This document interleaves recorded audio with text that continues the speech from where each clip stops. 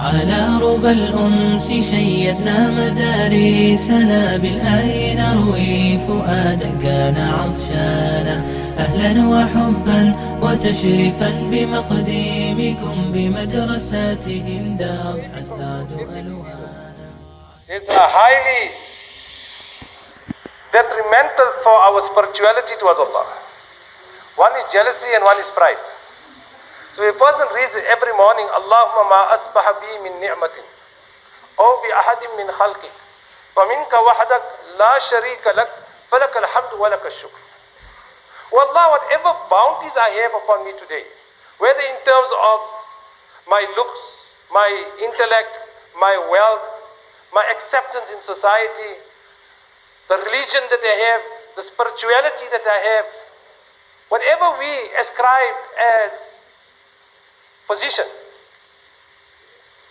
Allahumma ma asbaha bi min ni'matin, whatever bounties I have, or bi ahadim min khalqik, or whatever bounties any other creation has, faminka wahdak, it is only from you. So, attributing every form of ni'mat towards Allah will save first and foremost a person from pride. It is not my achievement, it is not my acumen, it is not my knowledge, it is not my context, it is not my mujahada, it is not even my sacrifice. This is also the tariqah, the method of the ignorant Sufiya that attribute their status, their spiritual status on their mujahada. Many times we say, this is the amount of time I spent in Allah's path, this is the amount of time I've spent in the company of the pious. These are all deceptions.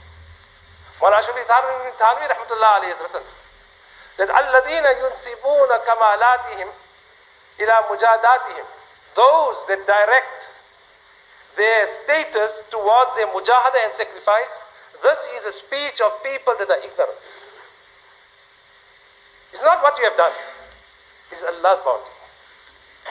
It's not what you have achieved and what sacrifices you have made. It is Allah's bounty. This is the tariqah of these. Mawlana Shafii Thanvi rahmatullah alayhi has mentioned the tariqah of the muttarreen, the ignorant and Sufiya that say these things. So if a person asks you, mashallah, you have achieved so much in life, Allah's bounty. Allah has given you so much knowledge, Allah's bounty. This should be secondary on our tongue. So when a person attributes every bounty towards Allah, he will be saved from pride. The second you mentioned in this dua, O bi ahadim min khalqik, O Allah, whatever bounties anybody else has in terms of wealth, in terms of looks, in terms of status, it is also from your side. So there is no need for me to be jealous. Because if I am jealous, then I am objecting the way Allah has distributed. You are jealous of actually, and you have a problem with Allah's distribution. So therefore, reading Surah Yusuf will remove jealousy from a person's heart. Ibn Atta is mentioning regarding Surah Yusuf that if a person has any form of sorrow, is in grief, is in depression, he should read Surah Yusuf, inshallah it will delight him. So primarily we need to know the meaning of Surah Yusuf, the plots in Surah Yusuf, how Allah elevates a person, and how a person can remain pure in all circumstances. Then inshallah it will be a great source of delight. So if a person is suffering from depression, tell him to read Surah Yusuf and tell him to read the translation of Surah Yusuf. Khalid bin Ma'adan has mentioned there are two surahs of the Quran Kareem that the people of Jannat will take relish and delight by. The one surah is Surah Yusuf, the other is Surah Maryam. That even in Jannah, the recitation of Surah Yusuf and Surah Maryam will give a person great relish and delight. So continuing, we came to the point where Yusuf alayhi salatu salam seen in his dream that there were 11 stars, the sun and the moon making sajda. And his father advised him that he should not tell this dream to anybody else. So first and foremost, dreams, ulama have written from ahadith and mubarakah, we understand dreams are of three types. And especially females, they are obsessed with their dreams. So dreams are of three types. One dream is from shaitan. The second type of dream, that is your subconscious mind playing itself out. And the third type of dream is from Allah subhanahu wa ta'ala. And also remember that the Anbiya alayhi salatu salam's dreams are totally true. Dreams for Anbiya alayhi salatu salam forms 1/46 of Nabuwat. 1/46 part of Nabuwat is through dreams, through revelations. So as far as dreams is concerned, Nabi sallallahu alayhi wa sallam mentioned, it is 1/46 part of Nabuwat. A dream will not come into fruition as long as you do not narrate it to somebody. And once you narrate it to somebody, according to that person's interpretation will the dream come true. Therefore, Nabi sallallahu alayhi wa sallam advised that do not mention dreams but only to an alim, to a knowledgeable person, a well-wisher of yours, a friend of yours. So many lessons for us in this. That 1/46 part of Nabuwat is dreams. The other is that dreams remain suspended till you do not tell anybody. And once you tell a person, the third thing is it will come into fruition according to his interpretation. Therefore, mention dreams to only people that are well-wishers of yours. And then Yaqub alayhi salam told Yusuf alayhi salam that he should not mention this dream to anybody. And he should not mention this to his brothers. So this is a lesson for for us as parents. We would like to wish and think the best of our children. But Yaqub alayhi salam is warning his one son regarding the remaining sons. Because we think, because of our upbringing, our children cannot do wrong. And the way I have brought them up, they will never lie. Who could have brought up their children better than the Nabi of Allah? Who could have taught morals and etiquettes like the Nabi of Allah? But then too, he's warning one son regarding the remaining. But he did not go into detailed discussion. Because as we mentioned the previous time, that mention to children according to the intellect. Because there are two viewpoints, that Yusuf alayhi salam was 7 years old. The other viewpoint is that he was 12 years old. So speak to them according to the levels. You don't have to go into too many details. So this is a lesson for all of us. That Yaqub alayhi salam, despite the best form of upbringing, and therefore we should not object when we see a person is righteous, pious, and his children are not like that. Because hidayat is in Allah's hands. What we are mukallaf, we are subjugated and accountable for our effort. And the end result is in Allah Ta'ala's hands. And many times children have a misconception. For example, here the misconception was that Yaqub alayhi salam is giving total attention to two of his children. Whereas we are strong. Many times children have this misconception, and therefore they live with this concept and they have this thought in their mind permanently that there is favoritism. Not realizing when they were small, when they were of that age, their parents gave them full attention. But they don't remember those days. They only remember the attention given to the younger ones. And so a person can deduce wrong. What he might think is factual, but it's actually a perception of his side, or from his own side. And now he has made a perception as a fact, and he has based his entire life and his engagement with his parents on a total falsehood. So you should be very, very careful regarding this. That regarding our own children, they can err irrespective of what morals we have taught them. The second is that our children are not always correct. Many times, I know in the office when we summon the parents who come in regarding the behavior of the child, the first thing that comes out from their tongue, it can never be, I have brought up my child on morals and etiquettes, he cannot do this. Denial. We are living in a life of denial. Whereas Yaqub alayhi salam, being a Nabi of Allah, was the best form of etiquette taught to a child, accepted this can happen from my children. He's seen signs of it. And he understood that because, na'udhu billah, a Nabi could have, Yaqub alayhi salam could not have favored one child over the remaining. So this is the wrong perception that the children have got in them. The other is that he reminded his son that do not spell out the bounties upon you to everybody. This is a very, very important lesson for each one of us. And today this is a time where whatever favor falls on us, whether it is dunyawi favor, deeni favor, immediately we put it on Instagram, we put it on Facebook, we put it on Snapchat for the whole world to see. This is a sign of a spiritual ailment. To put everything on Instagram. And then we'll justify whether it is digital photos, whether it's permissible or not permissible. The hadith of Nabi sallallahu alayhi wa sallam is explicit in that regard, that the person in worst form of punishment was those that draw pictures. Now whether we want to explain digital or non-digital, we are fooling ourselves. We understand the mancha of the hadith, the requirement of the hadith, what is required in the hadith. We are giving it interpretations to fill our fancies. So I said it's a spiritual ailment. Today, the American Psychiatric Association has mentioned that this ailment, it is a mental ailment, this obsession of taking pictures of oneself. In fact, if you look at the Oxford Dictionary now, you'll find a word called selfitis. It is the inflammation of one's ego. Like you get bronchitis, the inflammation of one's bronchial tubes. You get tonsillitis, where your tonsils are inflamed. That's how you get selfitis. And they've mentioned this is a mental illness. And they've got different levels of this mental illness that a person has. So one level they have mentioned that a person has got a borderline selfitis. This is when a person takes at least 3 selfies a day. He takes 3 selfies a day and he does not post it on a social media. Then is one further. They've mentioned a person suffers from acute selfitis when he takes at least 3 pictures of himself and posts it on Instagram or any Snapchat or whatever form of media that is available to him. And then the third they have mentioned, it is when a person is suffering from chronic selfitis, where at least 6 times a day he takes pictures of himself and he posts it on social media.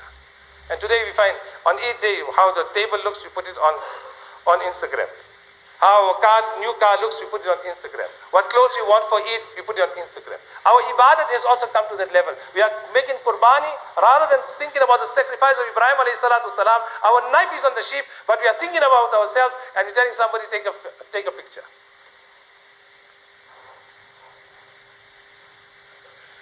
So Yusuf alayhi salam, Yaqub alayhi salam is telling his son that this bounty that you have seen in your dream, do not mention it to your brothers. So every bounty that we have, see who you mention it to.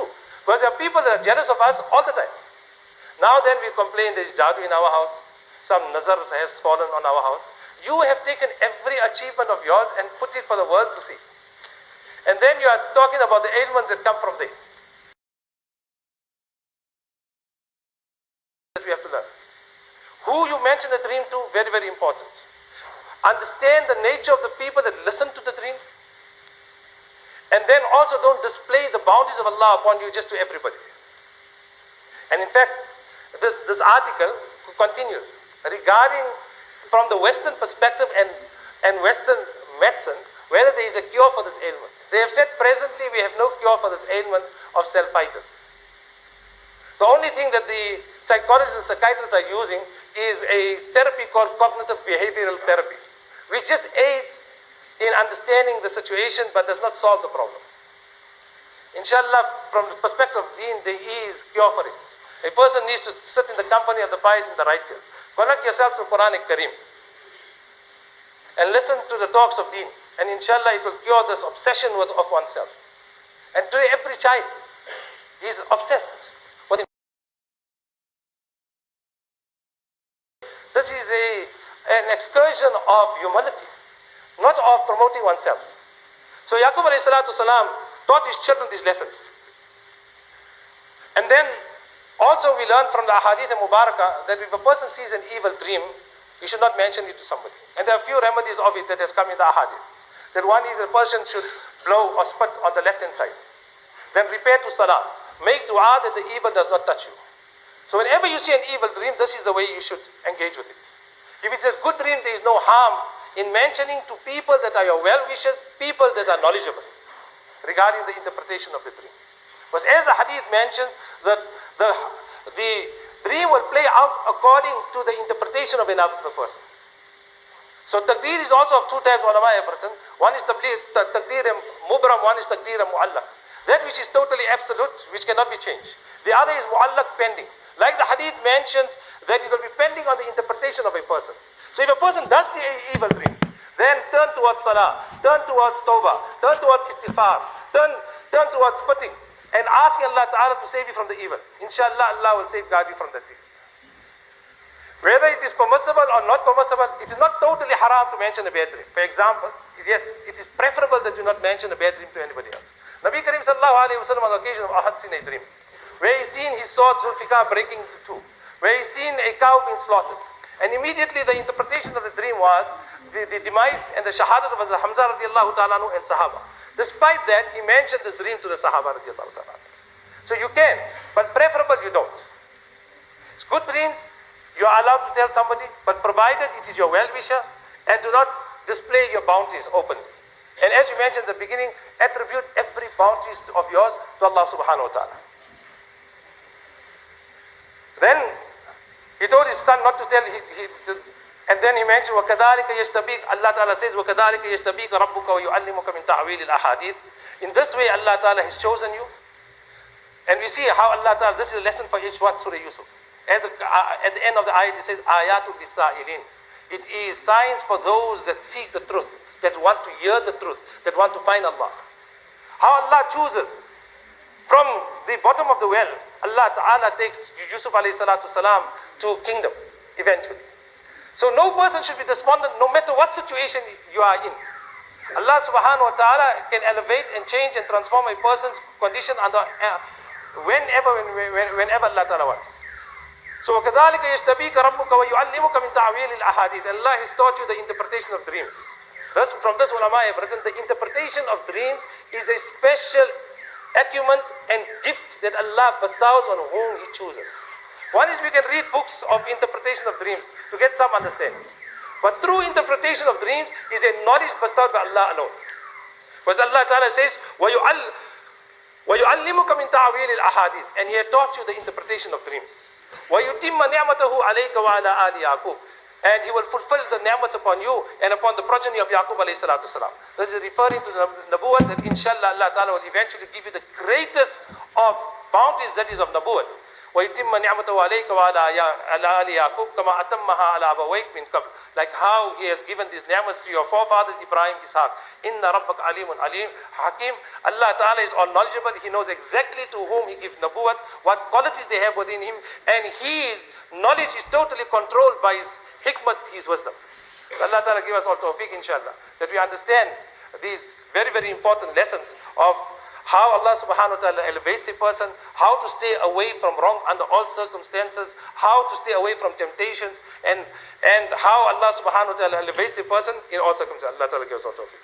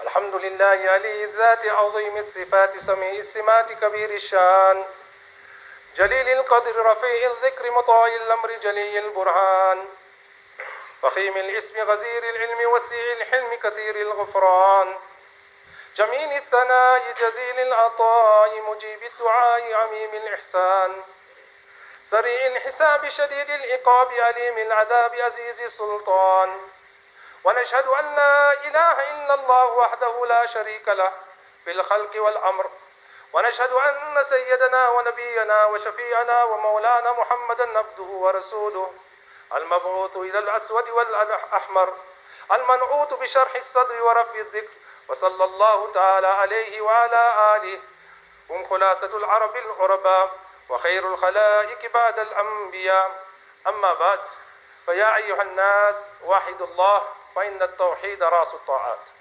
واتقوا الله فإن التقوى ملاك الحسنات وعليكم بالسنة فإن السنة تهدي إلى الإطاعة ومن أطاع الله ورسوله فقد رشد واهتدى وإياكم والبدعة فإن البدعة تهدي إلى المعصية ومن يعص الله ورسوله فقد ضل وغوى وعليكم بالصدق فإن الصدق ينجي والكذب يحلق وعليكم بالإحسان فإن الله يحب المحسنين ولا تحب الدنيا فتكونوا من الخاسرين ألا وإن نفسا لن تموت حتى تستكمل رزقها فاتقوا الله وأجملوا في الطلب وتوكلوا عليه فإن الله يحب المتوكلين وادعوه فإن ربكم مجيب الداعين واستغفروه يمددكم بأموال وبنين أعوذ بالله من الشيطان الرجيم بسم الله الرحمن الرحيم وقال ربكم ادعوني أستجب لكم إن الذين يستكبرون عن عبادتي سيدخلون جهنم داخرين بارك الله لنا ولكم في القرآن العظيم ونفعنا وإياكم بالآيات وذكر الحكيم أستغفر الله لي ولكم ولسائر المسلمين فاستغفروه إنه هو الغفور الرحيم